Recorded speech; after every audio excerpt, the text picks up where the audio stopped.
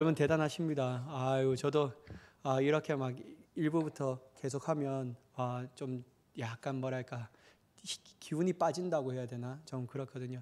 특별히 제가 요즘에 지금 다이어트를 하고 있어서 더더욱 그런 것 같습니다. 제가 오늘 집사람한테 여보 나는 점심을 안 먹을 거야. 왜냐하면 난 저녁을 맛있는 걸 먹기 위해서 제가 한 끼 먹거든요. 한 끼를 먹는데 그래서 이게 점심에 제대로 이게 먹으면 집에 가서는 못 먹을 것 같아서 지금 우선 빵 하나 먹고 있었습니다. 그래서 집에 가서 맛있는 걸 먹으려고 생각하고 있습니다. 여러분 오늘은 제 7계명에 대해서 좀 우리 같이 한번 나눠보려고 합니다. 웨스트민스터 소요리 문답의 제 7계명의 주제는 바로 간음하지 말라라는 주제인데요. 70번 제 7계명의 질문을 제가 읽으면 여러분 답을 한번 읽어봐 주시면 감사하겠습니다. 70번 제 7계명이 무엇입니까? 답 시작. 제 7계명의 간음하지 말라입니다. 질문 71번 제 7계명이 요구하는 것이 무엇입니까? 답치 같이 읽겠습니다. 시작. 제 7계명이 요구하는 것은 마음과 말과 행동으로 우리 자신과 이웃의 순결을 보존하라는 것입니다. 질문 72번 제 7계명에 금하는 것이 무엇입니까? 시작. 제 7계명이 금하는 것은 모든 더러운 생각과 말과 행동입니다. 여러분 이 제7계명이 우리가 잘 알다시피 바로 간음하지 말라라는 것인데요. 간음하지 말라라는 이 10계명이 주어지기 전에도 이미 사람의 양심에 새겨진 하나님의 뜻이기도 합니다. 구약 성경에서는 그 예를 쉽게 찾아볼 수 있는데요. 아비멜렉 왕은 아브라함의 아내 사레를 데려갔잖아요. 그때는 10계명이라는 게 없었잖아요. 그런데도 아비멜렉 왕은 아브라함의 아내를 사라로 데려갔습니다. 물론 아브라함이 자신의 누이라고 했기 때문에 치하였던 것이었는데요. 그럼에도 불구하고 하나님은 그날 밤에 아비멜렉에게 나타나셔서 그는 남편이 있는 여자임이라 라고 말씀하시는 거예요. 이에 아비멜렉이 어떻게 했냐면요, 매우 두려워하였다라고 말을 표현하고 있습니다. 그리고 사라를 아브라함에게 돌려주면서 아브라함에게 어찌 얘기하냐면 내가 어찌하여 우리에게 이렇게 하느냐, 내가 무슨 죄를 내게 범하였기에 내가 나와 내 나라가 큰 죄에 빠질 뻔하게 하였느냐, 내가 합당하지 아니한 일을 내게 행하였도다 말하고 있습니다. 여러분 이처럼 아비멜렉 왕은 이방인의 왕이었잖아요. 그럼에도 불구하고 그 또한 간음하는 것이 큰 죄인 줄을 알고 있었다라는 것입니다. 간음하는 것을 큰 죄인 줄 알고 있었다라는 거죠. 그래서 여러분 이미 양심에 하나님의 그 법을 새겨 주셨다라고 얘기할 수 있죠. 또한 하나님은 우상 숭배를 미워하시는데요. 우상 숭배에는 음행하는 것 또한 포함되고 있습니다. 그래서 여러분 흔히 우리가 우상 숭배라고 얘기하는 것이 어떤 영적 간음이라고 얘기하잖아요. 하나님을 사랑하는데 그것도 마음과 뜻과 힘을 다하여 주 너희 하나님을 사랑하라고 말씀하셨는데 그 하나님을 사랑하고 또 다른 것도 사랑한다라면 그것 또한 하나님께서는 음행, 간음이라고 얘기하고 있다라는 것이죠. 여러분 우상 숭배가 판을 치는 그때에는 그 나라 그 문화는 아주 음행이 너무나도 뒤따라오는 것을 볼 수 있습니다. 여러분 로마서의 말씀을 우리가 같이 주일날 때도 나누지만요. 로마서 1장의 말씀을 보면 쫙 얘기합니다. 그리고 사도 바울이 내가 로마에 가기를 원한다. 그리고 너의 믿음이 온 세상에 퍼져나가면 내가 감사한다라고 말하지만 거기에 대해서 이제 죄에 대하여 쫙 했을 때 뭐를 먼저 얘기하냐면요. 하나님의 마음에 두기를 싫어하였다라고 말해요.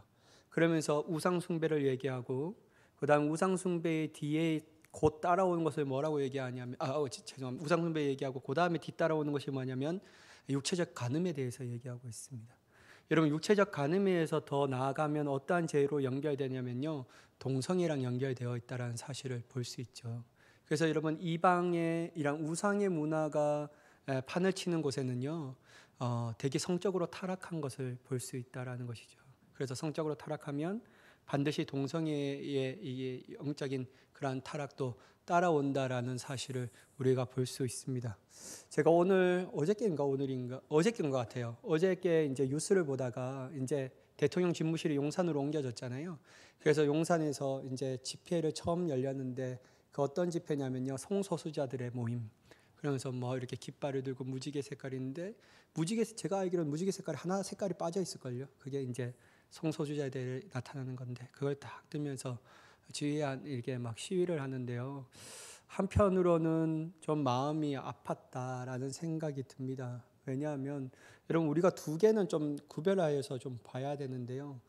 동성애랑 동성애라는 것과 동성애자들은 좀 구별해서 봐야 한다라는 것이죠.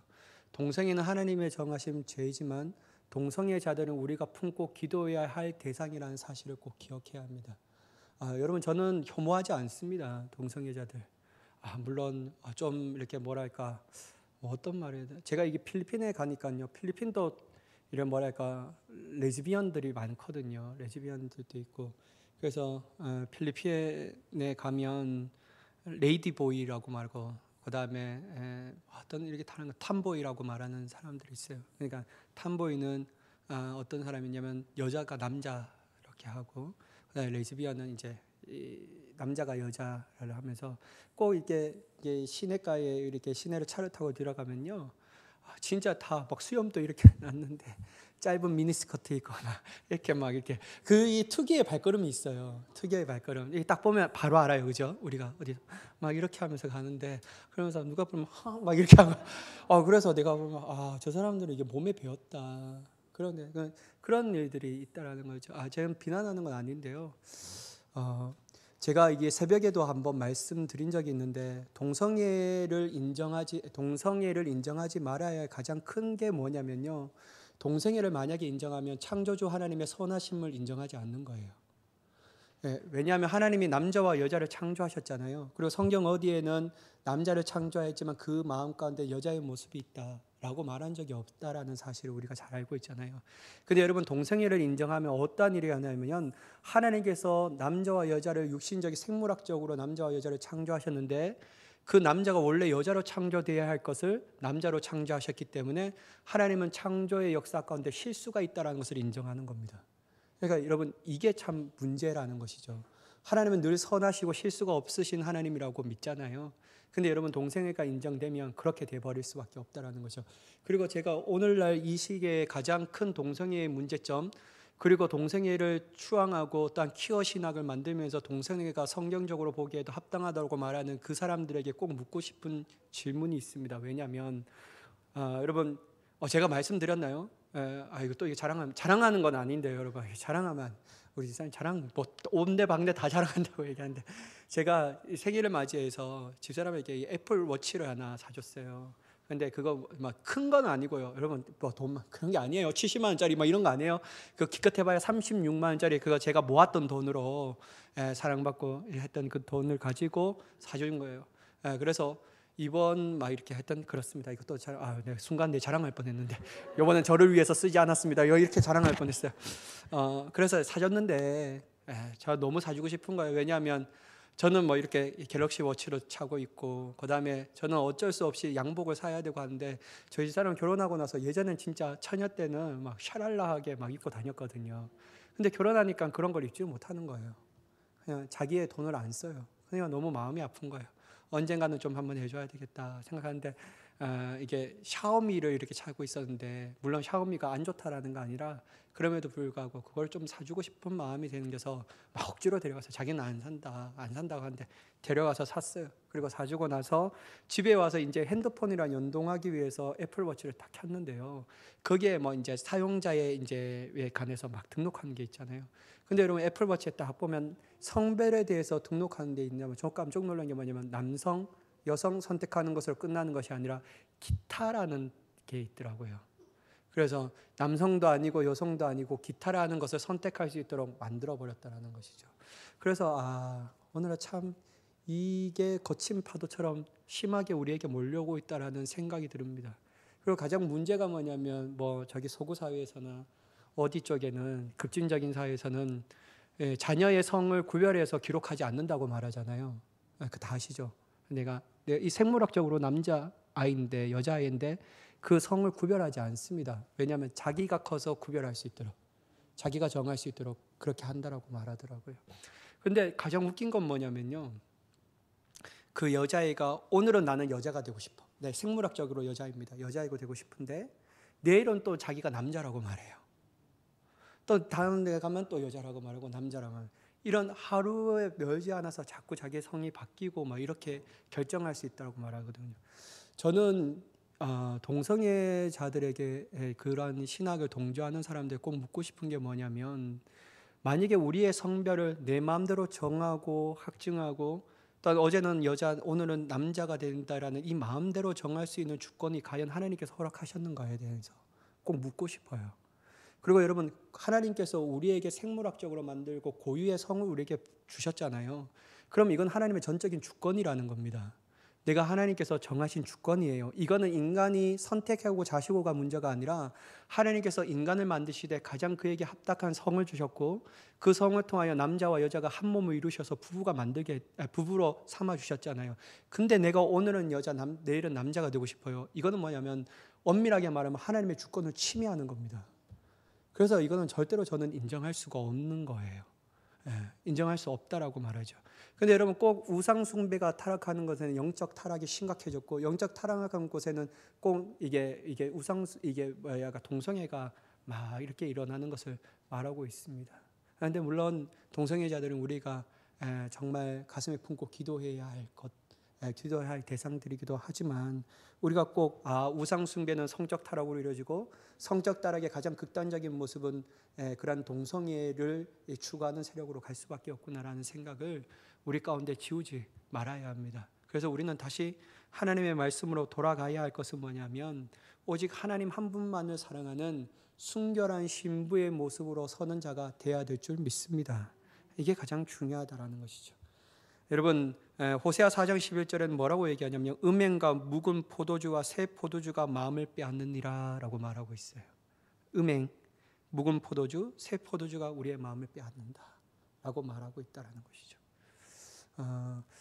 이게 한 고대의 그런 문화를 좀 공부해 보면요, 특별히 이 가나안 시대의 문화에는 너무 좀 속히 세상 말로 말하면 좀 더러워요. 왜냐하면 그것 가운데 이게 바알신, 아세라 신을 섬기는 신당이 있으면, 제가 몇 번 말씀드렸죠. 그 안에서 신전에서 봉사하는 창녀들이 넘쳐났다고. 그들이 이 제사를 드리고 오는 그 남자와 이런 성적 행위를 통해서 바알은 하늘로부터 비를 내려주는데, 그게 아예 그냥 이 남자의 이게 있을 때 그러한 생각을 얘기하고요. 또한 특별히 아세라의 신은 뭐냐면 다산을 상징하고 있어요. 그래서 여러분, 아세라상을 딱 보면 어떻게 되냐면요, 유방이 엄청 많아요. 이게 예전 고대 시대는 아이를 많이 낳는 것이 곧 하나님의 이게 복이라고 생각했다라는데, 그러니까 여러분, 어쩔 수 없이 성적으로 타락한 것이 많다라는 거예요.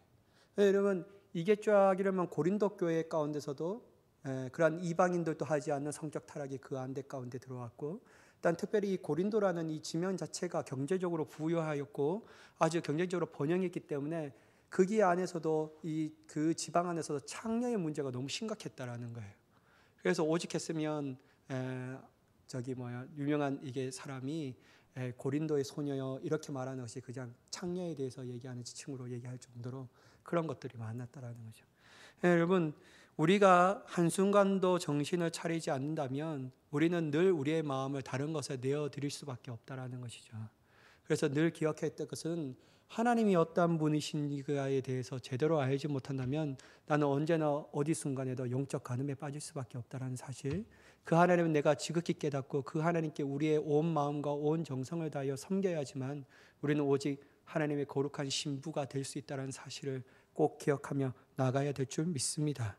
그래서 여러분, 이거는 자연의 빛 가운데 가능한 것을 죄라는 사실을 알고 있었다라는 사실을 언급하고, 특별히 여러분, 우리나라의 삼국시대에도 이 법 규정에서도 찾아볼 수 있다고 합니다. 특별히 백제시대 때 가늠한 여자는 남편의 집에 노예가 되었다라는 거예요. 그러니까 그 시대 때도 이 가늠이라는 사실이 얼마나 큰 죄라는 것을 엄밀하게 말하고 있는지에 대해서 볼 수 있다라는 것이죠. 여러분, 제7계명이 요구하는 것이 있는데요, 그것은 먼저 가장 중요한 것은 우리는 육신의 정욕으로부터 자신의 몸을 정결하게 유지해야 한다라는 겁니다. 육신의 정욕으로부터 자신의 몸을 정결하게 유지해야 한다는 것이죠. 왜냐하면 우리의 몸을 하나님께 거룩한 산 제사로 드리기 위해서는 항상 우리의 몸을 정결하게 유지할 수밖에 없다라는 것이죠. 여기서 몸이라는 것은 육신의 생각과 또한 마음의 영혼의 상태 모든 것을 의미하고 있다라는 겁니다. 그래서 하나님이 받으시기에 합당한 제물이 되기 원하는 그 마음으로 늘 정결하게 유지해야 합니다. 그리고 여러분, 우리의 몸은 예수 그리스도를 믿고 난 뒤에 하나님의 거룩한 도구가 되기 때문에 하나님의 거룩한 도구는 한 초점을 맞추며 나아갑니다. 그게 뭐냐면 하나님께 영광이라는 거예요. 하나님께 영광. 이 사람이 주님을 믿고 그가 이제는 하나님의 거룩한 뜻을 이루는 도구가 되었다라면요, 더 이상 다른 것에 마음을 내어드리는 것이 아니라 온 하나에 집중하며 나아갑니다. 내가 무엇을 하든지, 무엇을 먹든지 마시든지 무엇을 입든지 다 주의 영광을 위하여 하라. 하나님의 영광을 위하여 하라. 이 말씀이 그대로 그들의 삶 가운데 기준이 되어서 그렇게 나아간다라는 것이죠. 그러므로 여러분, 하나님의 거룩한 영광을 올려드리기 위하여 우리의 몸이 거룩한 도구가 되었다라는 사실을 꼭 인지해야 합니다. 그리고 여러분, 우리가 새벽 기도 때도 말씀드렸던 것처럼 우리의 몸은 성령의 전이라는 거예요. 다시 말해서 오늘날 신약의 시대의 언어로 얘기하고 오늘날 이 시대의 언어로 얘기하면 교회라는 거죠. 내가 하나님의 거룩한 교회라는 겁니다. 이 거룩한 교회가 우리 마음 가운데 성령이 지배하셔서 하나님의 거룩한 전으로 삼아주셨는데 어찌 우리 안에서 음행과 음란과 그런 음욕을 품을 수 있냐라고 얘기하고 있습니다. 여러분, 우리의 정욕은 이미 십자가에 못 박혀 죽었는 줄 믿으시기 바랍니다. 우리는 의의 도구가 되겠기 때문에 더욱 정결하고자 해야 한다는 것이죠. 우리가 정욕으로 우리의 몸을 더럽히면 하나님이 우리의 몸을 멸하실 것이라고 말씀하고 있습니다. 또한 우리의 몸뿐만 아니라 우리의 마음 또한 순결해야 합니다. 이것은 사람이 사람 사이에 서로 순결하고 정결한 마음으로 대하는 것을 의미하고 있습니다. 여러분, 정욕이 우리 마음 가운데 들어오게 되면 결국 어떤 것으로 연결되냐면요, 죄를 짓게 되는 거예요. 죄를 짓게 되기 때문이죠. 우리는 마음에 더러운 생각들을 가지게 되는 것을 피해야 합니다.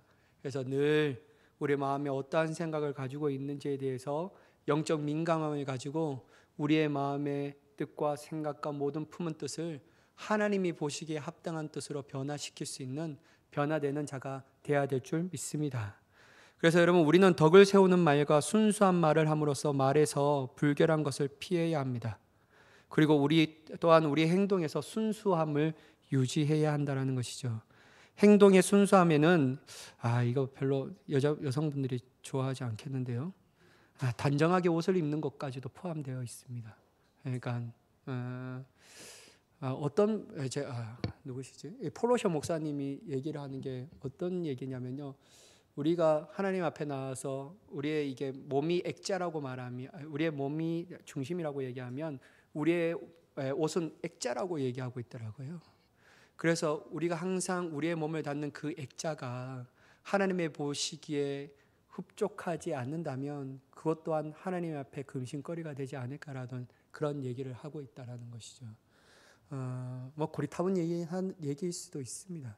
그럼에도 불구하고 우리가 옷도 주님의 보시기에 단정하게 입는 것조차도 우리가 신경 써야 해야 할 것 중에 하나라는 사실을 꼭 기억해야 한다는 것이죠.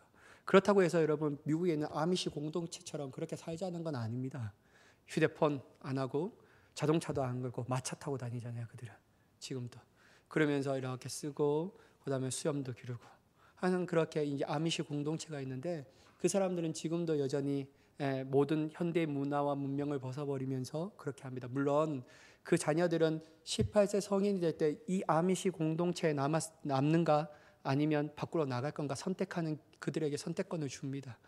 결국 그들은 대부분이라고 얘기할 수 있는 분들이 아미시 공동체에 들어와서 살아가고 있다는 것이죠. 왜 그렇게 할까? 왜냐하면 우리의 옷은 우리의 마음을 담는 그릇이기 때문에 그렇게 될 수밖에 없다라고 얘기할 수 있습니다. 또한 여러분, 자신의 눈을 정결하게 보존하기 위해서 자신의 눈과 약속을 해야 합니다. 우리는 항상 우리의 눈의 정결함을 보기 위해서 주님이 원하신 것들만 바라보기를 원해야 한다는 것이죠. 우리가 만약에 세상적인 것에 자꾸만 눈이 돌려져 간다면요, 어느 순간에 내 마음에도 세상적인 것에 틈타서 세상 것으로 잠식하게 되기 때문이죠. 그래서 여러분, 우리가 항상 그게 합니다. 여러분,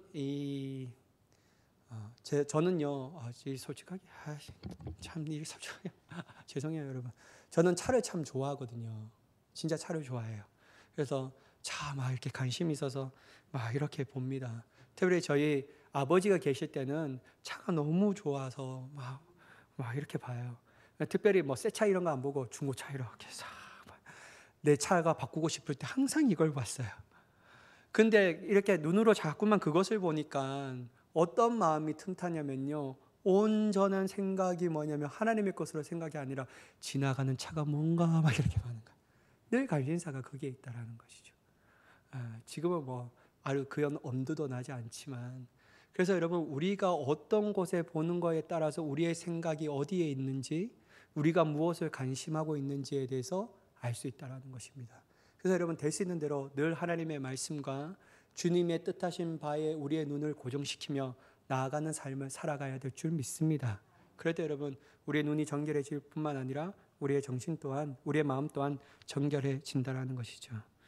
그래서 여러분, 우리의 생각과 정신에 더러움이 들어오지 못하도록 항상 정결함을 유지해야 합니다. 여러분, 또한 7계명이 금한 것이 있는데요, 간음은 하나님을 대적하는 아주 매우 큰 죄입니다. 구약 성경에서는 간음하는 자를 죽이라고 명령했을 정도로 큰 죄로 여겼습니다. 신약 성경에서도 간음하는 자들은 하나님의 나라를 유업으로 받을 수 없다라고 말합니다. 여러분, 로마서는 뭐라고 얘기합니까? 상속자라고 얘기하잖아요. 이 상속자는 하나님의 기업을 받을 수 있는 특권을 누리는 자들이죠. 근데 여러분, 우리가 다른 신약 성경에 말하면 그렇지만 그럼에도 불구하고 간음한 자들은 이러한 유업을 이어받을 수 없다라고 분명하게 말씀하고 있습니다. 여러분, 간음의 죄가 심각성에 대해서 예수님은 더욱더 한 발짝 나가서 얘기하는데요, 더러운 마음으로 여인을 바라보는 것은 이미 죄를 지은 것이라고 말씀하고 있다는 것이죠. 더러운 생각들이 죄를 짓도록 만들고 있기 때문입니다. 따라서 우리는 더러운 생각과 육신의 정욕이 우리의 마음에 들어오지 못하도록 늘 경계해야 될 줄 믿습니다. 간음의 죄는 몸을 짓는 죄이기도 하지만 우리의 영혼 가운데 짓는 죄라는 사실을 꼭 기억해야 합니다. 제가 요거를 보면서요, 저는 예전에 아주 날카로운 비판력을 좀 갖고 있었어요. 그래서 제가 정말 그리스도인이면서 가장 부끄러운 죽게 했던 게 하나가 뭐냐면요, 목사님들이 성적 스캔들이 일어날 때부터 정말 가슴이 아픈 거예요. 그렇게 유명했던 목사님들이 한순간에 성적 스캔들이 막 일어나는 거예요. 그러면서 여러분, 누구지? 이찬수 목사님인가?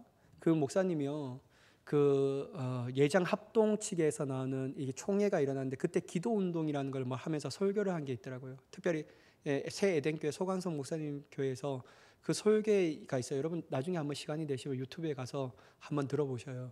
그러면서 이찬수 목사님이 얘기했던 것 중에 어떤 것이냐면, 은밀한 곳 가운데 있을 때 자신의 모습이 진정한 자신의 모습이라고 말하는 사람이 이 미국의 목사님이 계셨다고 하더라고요. 제가 제대로 인용하는지 모르겠지만 그 목사님에 대해서 할 때 정말 그 목사님 너무 진짜 이거 중요한 말이다. 은밀한 가운데 있어 진실된 모습이 자기의 온전한 모습이라고 얘기하는데, 그럴 때 여러분 딱 했는데 그 목사님을 정말 신뢰하고 그 목사님을 정말 좋아했는데 어느 순간에 뉴스가 딱 뜨는 거예요. 그 목사님이 성적 스캔들에 매여서 탁 넘어진 거예요.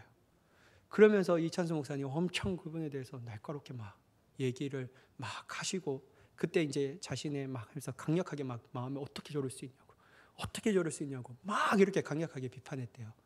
그때 이찬수 목사님이 갑자기 입을 닫고 침묵에 들어갔는데, 왜냐면요, 하나님이 그분 가운데 감동을 주시는 거예요. 뭐라고 하지만, 이찬수 목사 바로 다음 너야, 이런 말을 마음을 주셨다는 거예요. 그래서 어떤 마음을 가지고 살아야 되겠냐라는 생각이 들면, 나도 연약한 죄인인데 늘 하나님 앞에 서고자 하는 마음과 열망과 은혜를 붙잡고자 하는 뜻이 없다면 내가 비판한 자들의 모습을 그대로 닮아갈 수밖에 없구나, 이걸 막 느끼면서요 회개했다고 하더라고요. 사랑하는 여러분, 우리는 다른 사람들을 향하여 손가락질은 잘할 수 있습니다. 이 사람은 이것도 마음에 안 들고 저 사람은 저것도 마음에 안 들고 이 사람은 이것도 마음에 안 들어요. 근데 여러분, 우리가 유명한 말이 있잖아요. 한 손가락은 다른 사람에게 가리키고 있지만 나머지 손가락은 내 자신을 향하여 가리키고 있다. 그렇게 얘기하고 있잖아요. 그래서 여러분, 우리가 다른 사람에 대해서 저 사람은 왜 저렇게 했지? 이상하게 하는 것이 아니라 내 자신이 먼저 하나님 앞에서 순결하고 정결한 자로 서야 할 줄 믿습니다. 그게 가장 중요합니다. 나도 언젠가는 하나님의 은혜를 부여잡고 있지 않으면 넘어질 수밖에 없는 죄인이라는 사실을 꼭 기억해야 합니다. 이게 인식하지 못하면요, 내가 당당하다가 내가 막 하다가 쉽게 넘어져 버려요. 넘어질 수밖에 없는 죄인이라는 것이죠. 그래서 여러분, 저는 예전에는 막 이게 세습하는 목사님들, 그 다음에 예전에는 좋은 차 타고 다니는 목사님들, 그 다음에 하여튼 뭐 그런 성적인 스캔들 있는 목사님들을 대해서 엄청나게 비판했어요. 어떻게 저럴 수 있냐고. 그러면서 제가 특별히 진짜 비판했던 많은 목사님 누구냐면은 세습하는 목사님들 엄청나게 비판했어요. 어떻게 저러지? 어떻게 저래? 교회가 자기 거야? 막 하면서 엄청 비판했거든요. 엄청 비판했어요. 그러면서 한편으로는 상대적 박탈감이 있죠. 우리 여러분 신학대학에 가면 그런 우스갯소리가 있거든요. 이게 칠라 있을 때 이게 그런 이렇게 성품에 따라서 나는 거 있잖아요. 성골, 뭐죠? 진골, 그죠? 그 다음에 육두품, 막 이렇게 나눠 있잖아요. 그러면서 우리가 얘기했던 것 중에 큰 목사님의 아들들은 성골이다. 그 다음에 큰 장로님들의 아들들은 진골이다. 그리고 나머지 모든 것들은 육두품이다. 막 이렇게 얘기해요. 한편으로는 상대적 박탈감에서 그런 얘기가 나오겠죠. 근데 저는 한편으로는 큰 목회하시는 그 목사님의 마음도 이해가 돼요. 인간적으로는 뭐냐면요, 자기는 그렇게 고생했잖아요. 근데 내 아들만큼은 그렇게 고생하지 않기를 원하는 마음으로도 할 수 있다라고 생각합니다. 근데 여러분, 그런 마음으로 하면 절대로 안 되고. 근데 제가 언제쯤 그 신랄한 비판이 거두어졌냐면요, 마지막 판단은 하나님께서 하시는구나. 그게 제 마음 가운데 딱 들었어요. 세습 물론 하면 안 되죠. 근데 여러분, 세습에 대한 잘잘못을 따지는 것은 마지막 하나님께서 최종적으로 판단하시고 그것 때문에 우리의 믿음을 빼앗기지 말자라는 거예요. 세상에 일어나는, 또한 교회 안에서 일어나는 문제와 아픔과 갈등 가운데 우리의 마음 빼앗기지 말고 온전히 하나님께서 나에게 주신 그 은혜 가운데 순종하며 나아가자라는 것이죠. 그때 제가 좀 많이 마음을 내려놨습니다. 왜냐하면 제가 좋아했던 이 교수님도 그것 때문에 너무 막 하다가 자기 말로는 우울증에 빠졌다고 해요. 너무 막 이게 진짜 수업에 딱 들어오면요, 거의 한 2시간 연속으로 수업인데 한 30분, 40분을 한국교회 비판하고 막 하는 거예요. 그래서 이기현이가 왜 목회자들이 좋은 차를 타야 되냐고 막 비판을 엄청 하는 거예요. 막 하다가 근데 그 교수님이 한 1년이나 2년 정도의 아주 좀 길었거든요. 그러고 나서 그의 마음을 딱 바꾸더라고요. 자기가 이제는 그런 생각 안 하기로 했다고. 그러면서 왜 이런 생각을 안 하냐는 결정적 방법이 뭐냐면 엘리야에게 주신 하나님의 말씀 때문에 그렇다라는 거예요. 여러분, 엘리야가 그 아합 왕이 다스리는 그 시대 가운데 정말 암울했잖아요. 최고 악한 왕이 아합 왕이었잖아요. 그 이세벨 왕이고. 그러니까 여러분, 그 시대 가운데서 막 아합 왕은 막 하나님의 선지자 다 죽여버리고, 그리고 자기는 쫓기는 인생 살고, 그런데 정말 갈멜산에서 850대 1로 싸워서 승리했잖아요. 그리고 막 바알 선지자들 다 죽여버리고 막 했는데, 이제 자기는 이제 기도하면서 다시 가뭄이 들었던 그 땅에 비를 내리는데, 그것 가운데 있을 때 이제 엘리야의 마음이 뭐 어떤 마음이겠습니까, 여러분? 승리했다, 이제 우리가 내가 승리했다. 이제는 이제 하나님의 놀라운 역사, 막 위대한 우리의 승리 앞길만 있을 것이다라고 말했는데, 근데 갑자기 어떤 사람이 와갖고 오늘 너가 이렇게 바알 선지자의 목숨을 취한 것처럼 나도 너의 목숨을 취할 것이다라고 막 이렇게 협박을 하잖아요. 그때 엘리야가 들었던 마음이 뭐냐면 상실된 마음이었어요. 그래서 로덴 나무 가운데 딱 앉아서 내가 주님 앞에 죽기를 원합니다 라고 말하는 거죠. 여러분, 저는 참 하나님의 사람도 이러한 마음을 느낄 수 있구나라는 생각을 제일 먼저 했어요. 엘리야도 참 위대한 선지자였지만 그래도 한낱 인간의 연약한 인간이었구나라는 생각을 좀 깨달았어요. 그러면서 하나님은 네, 죽어주세요 죽여달라니까요 라고 말했던 엘리야 선지자를 죽이고 책망하는 것이 아니라 어떻게 합니까? 까마귀를 통해서 먹이잖아요. 계속 어루만져 주시고 또 먹이고 일어나라 가자 라고 말하면서 딱 어루만져 봐요. 그러면서 딱 갔을 때 엘리야에게 뭐라고 얘기하냐면 이제 나만 홀로 남았습니다 라고 말했던 엘리야에게 엘리야야 아니야. 내가 이 땅에 바알에게 무릎 꿇지 않는 7,000명은 내가 남겨뒀다. 그러면서 그 교수님이 말씀하시기를 뭐냐면 하나님께서는 당신의 교회를 이끄시는 방법 중에 내가 생각하는 방법만 있는 것이 아니라 7,000가지의 각양각가지로 방법으로 주님의 교회를 이끄시는구나. 그러하면서 비판의 소리를 멈췄다고 말하더라고요. 사랑하는 여러분, 하나님께서는 7,000가지의 방법의 역사를 통하여 우리의 교회와 우리의 삶의 모든 것들을 인도하시는 분이신 줄 믿습니다. 그렇다면 여러분, 우리가 해야 할 것은 뭐냐면요, 그런 것에 마음 빼앗기지 말고요, 오직 주님 앞에 달려가야 하는 거예요. 쫙 달려가야 합니다. 내 온전히 순결한 신부처럼 살아가기 위한 부단히 발버둥 치며 노력해야 하는 것이죠. 물론 노력으로는 안 됩니다. 하나님의 은혜가 있어야죠. 쫙 가야 해요. 우리의 육신의 정욕을 피하는 일들에 몰두해야 합니다. 더러운 말과 어리석은 말과 희롱이 하는 말을 다 피해야 되는 거죠.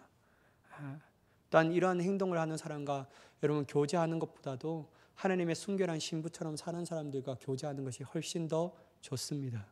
그렇게 해야 하는 거예요. 왜냐하면 믿음의 사람들과 교제하면 교제할수록 더욱더 우리 안에서 말로 다 할 수 없는 하나님의 은혜의 역사가 흐르고 넘치니까. 그러니까 여러분 사도 바울이 고린도 전서를 볼 때 간음하는 이런 문제가 나타났을 때 뭐라고 했냐면 내가 세상 사람들이 어찌하는 것은 내가 판단하지 않겠다라고 말해요. 저도 그 말이 참 생소하게 들리더라고요. 너희가 세상 사람들이 어찌 뭐 하는 일들에 내가 어찌 판단할 수 있으랴. 그런데 교회 안에 있는 사람이 간음하는 것을 능히 너희들이 판단하라 라고 말하거든요. 왜 그렇게 얘기했냐면요, 사도 바울은 예수 그리스도를 믿는 사람들이 어차피 살아가야 할 공간은 어떤 것이냐고 하는 거죠. 세상의 공간이라는 거예요.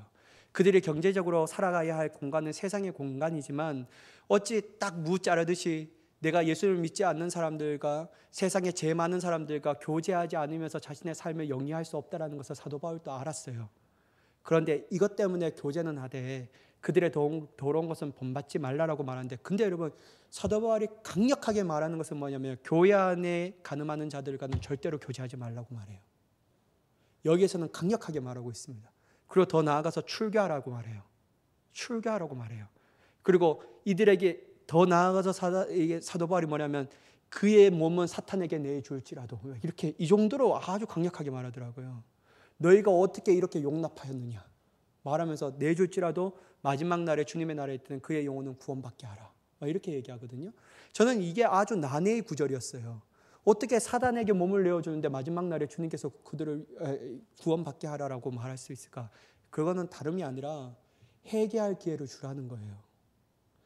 강력하게 그들에게 죄를 책망하여서, 세상에 있는 사람들의 죄를 책망하는 것은 우리가 논할 바가 아니요, 하지만 그리스도의 순결한 신부의 마음으로 가지고 그 목표를 가지고 있는 교회 안에서 음행의 문제가 일어나는 그들을 용납하지 말고 오직 주님의 말씀으로 판단하되 그들에게 건면하고 회개할 기회를 주되 그것도 듣지 않으려면 용납하지 말고 출교하라는 거예요. 그리고 출교할 때 이들에게 내가 이러한 죄를 짓고 있구나라는 생각함을 통하여 회개하고 돌이켜 마지막 날에 주님께 구원받을 수 있는 기회를 그들에게 허락하라는 것이죠. 이게 가장 사도 바울의 핵심이었습니다. 무조건 저주를 선포하는 것이 아니라 그들에게 일시적인 저주이지만 마지막 날에는 하나님의 구원의 큰 복을 받게 하라는 것이 사도 바울의 뜻이었다라는 생각을 볼 수 있다는 거예요. 그래서 여러분, 세상은 어떠하든 간에 세상은 우리에게 그냥 중요하지 않습니다. 세상에 여러분 우리의 그 사람을 닮아갈 필요는 없잖아요. 교제는 하되 닮아갈 필요는 없어요. 그런데 여러분 교회 안에서는 더구나 여러분들이 신앙의 멘토를 삼고 닮아가기를 원하는 사람들은요, 정말 하나님을 지극히 사랑하는 사람들을 멘토로 삼고 땅 교제하며 나아가는 자가 되기를 간절히 축복합니다. 그럴 때 우리의 신앙이 자랄 수밖에 없는 거예요. 저 사람, 이 사람 예수님 믿어도 다 소용이 없네. 그런 사람들과 교제하면 여러분 우리의 신앙도 그냥 그저 그런 사람들의 신앙의 수준에 밖에 올릴 수밖에 없다라는 것이죠. 여러분 저는 이렇게 설교할 때요, 여러분들 잘 아시겠지만 제가 존 웨슬리 목사님이랑 C.S. 루이스를 정말 좋아하기 때문에 이 두 사람의 예를 많이 드는데요. 특별히 여러분 존 웨슬리 목사님의 마지막 이런 설교와 지침을 볼 때는요, 오늘날 이 시대의 사람들이 감당할 수가 없어요. 특별히 여러분 존 웨슬리 목사님이 나중에 막 설교를 하잖아요. 야외 설교 많이 하셨잖아요. 그때 얘기하고 결단합니다. 예수 그리스도를 믿기를 원하는 사람들은 그 자리에 뭐 일어나시라고 초청해요. 그러면서 여러분 오늘날 이 시대의 문화 가운데, 교회 문화 가운데는 예수 그리스도 믿는 사람이 일어나십시오. 그리고 예수 그리스도를 고백하십시오. 고백하면 그 목사님들이 거의 대부분 어떻게 합니까? 당신 오늘 구원받았습니다라고 선포하잖아요. 그러면서 막 구원받은 사람들이 우리 같이 박수합시다라고 말하는데, 존 웨슬리 목사님은 단 한 번도 그렇게 하신 적이 없어요. 뭐라고 얘기하냐면요, 예수님을 믿기로 따르기로 결정한 사람들이 일어나라고, 일어나면서 그렇게 얘기하는 사람들이 이 사람들을 위하여 기도해달라고, 이 사람들이 진짜 하나님의 역사를 경험하도록, 그렇게 하면서 그 사람들이 초청해요. 우리와 교제하도록. 함부로 구원을 선포하지 않았습니다. 왜냐하면 구원의 선포의 주권은 하나님께 있다는 사실을 믿고, 실질적으로 그들의 삶 가운데 일어난 놀라운 변화를 통하여 역사하신 하나님을 통하여 그들이 자신이 자각하게 되는 거예요. 내가 구원받은 존재이구나. 그때 여러분 존 웨슬리 목사님이 자신들과 교제할 때 몇 가지의 질문을 해요. 딱딱 질문하면서 당신이 이런 것을 용납하십니까? 이런 것을 합니까? 라고 말할 때 가장 우리가 받아들이기 어려운 것이 뭐냐면, 당신의 죄를 형제들이 책망하는 것을 받아들이기를 원하십니까? 라고 말해요. 그리고 자신의 마음을, 죄에 졌던 그 마음을 솔직하게 고백하기를 원하십니까? 이걸 받아들이면 이 밴드에 속해서 막 교제를 맺고 있거든요. 그러면서 존 웨슬리 목사님은 그렇게 사셨고 원래 본인이. 그런데 나중에 어떤 설계 부분에서 어떻게 하냐면요, 그 목사님은 성적인 농담을 하는 사람들과 같이 어울리지 말라고 말해요. 왜냐하면 그들과는 배울 게 없다라는 거예요. 하나님이 싫어하신다라고 말씀하더라고요. 사랑하는 여러분, 오늘날 삶들은 기가 막힌 삶 가운데 나와 있습니다. 여러분 막 진짜요, TV에 보면 예전에는 그 부부 간의 문제에 나왔던 사랑과 전쟁, 기가 막힌 이야기가 많이 나오잖아요. 막 다른 거 보면 정말 저런 일이 있었어? 그리고 막 이게 서장훈과 그 이수근이 나와서 막 상담해 주는 거 있잖아요. 저는 그런 거 잘 안 보는데 그런 거 보면 진짜 기가 막힌 일들이 많이 일어나잖아요. 여러분 소설보다 현실이 더 무섭습니다. 여러분 이러한 불분명한 살아가고 있는 이 시대 가운데 우리가 올바르게 살아갈 수 있는 유일한 것은 뭐냐면 주님의 말씀에 따라가는 삶이 가장 중요합니다. 늘 성결하고 정결하고 주님과 믿는 사람들과 교제함을 통해서 하나님의 나라를 열망하며 더욱더 깊이 묵상하며 나아가는 우리가 되기를 예수 그리스도의 이름으로 간절히 축원합니다. 기도하겠습니다. 사랑의 하나님 감사합니다. 우리의 모든 육신의 정욕을 피하고 더러운 말과 어리석은 말과 희롱의 말도 피하게 하여 주시옵소서. 이러한 행동을 하는 자들과 교제하기를 힘쓰는 자가 되지 않게 하시고 오직 하나님께서 원하시는 정결하고